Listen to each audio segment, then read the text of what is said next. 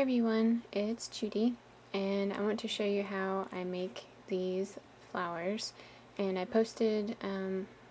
made a post on my blog about these, and I called them my faux leather flowers because it just looks like old tethered leather, and I just think it looks really cool. A lot of it just has to do with the color and the roughness of the edges, but you can make it whatever color you want. And let me zoom out here. So the technique I use to make these flowers is I take some Georgia Pacific cardstock, or you can use any cardstock, that's what I'm using, and just tear it.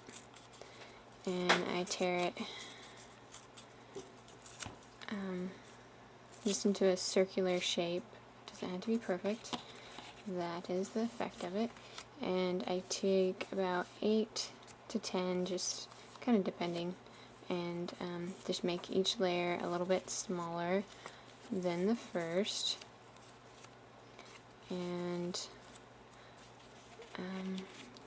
so I have all my layers here, and what I'm going to do next is just got this little makeup sponge and some vintage photo, and I'm going to go through and ink all my pieces. Now if you're starting with colored cardstock, you don't necessarily have to do that, but I want my faux leather, and I've tried using a brown and cardstock instead of a white, and it just doesn't come out the same, so I'm going to start off with white, and I'll do this to all my pieces.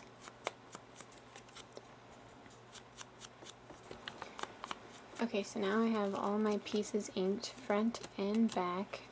I didn't worry about the centers too much, except on the back piece, which is actually backwards. Anyway, and I went ahead and laid my flowers out, and then pierced them in the center, and then I'm just going to take a brad.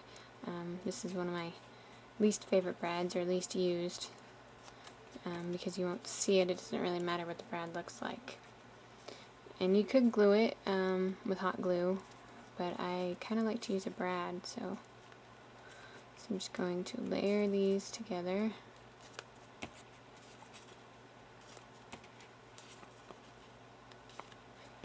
From smallest to largest.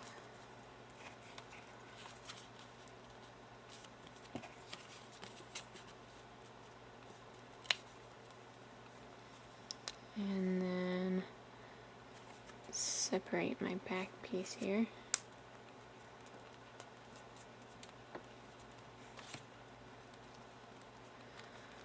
And the next step gets a little messier. And what I'm going to do is take a water spray bottle here with water in it, and I'm just going to fully saturate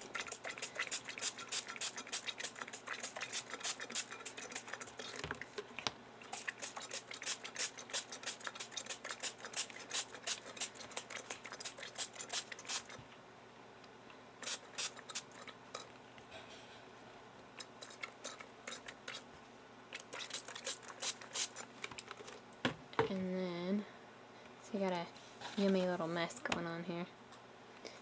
And then I'll start layer by layer, and you want to be careful that you don't rip it. If you do rip it, it could just add to the look.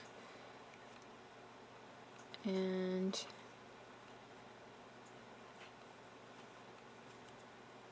just keep pulling each layer up individually.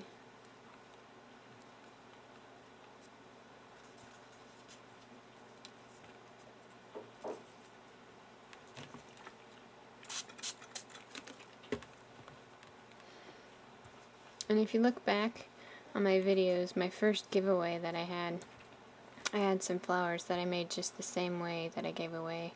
I think Adine got some, and then Generator 74, I think is her YouTube name.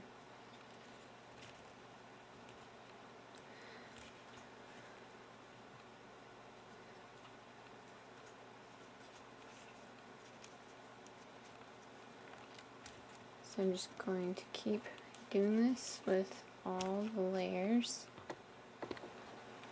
So now I have it all scrunched up here, and I'm going to start spreading it out, forming it as I go.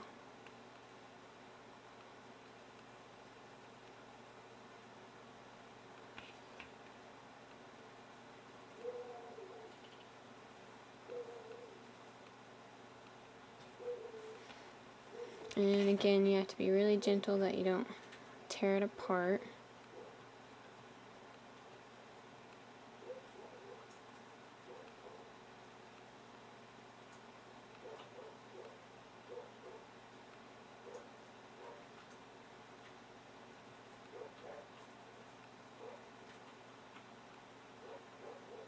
And there we go. Now I will dry it, and that will stiffen the paper again so it will keep this shape.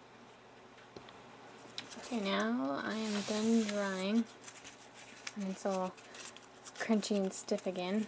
I'm sure in the inside though it's still a little wet, so I'm going to take my Timber Brown Stays On and another little makeup sponge, and I like to go over the edges and just kind of deepen the color.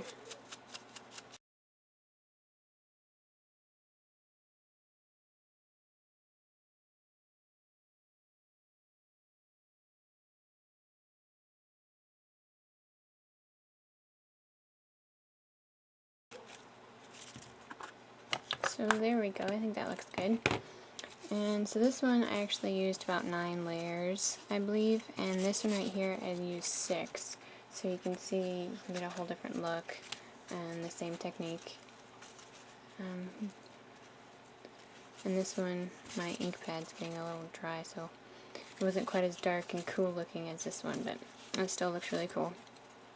And they kind of remind me of carnations, like a messy carnation. So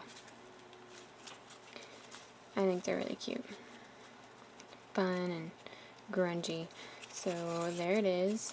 There are my flowers, and I hope you give it a try and let me know what you think.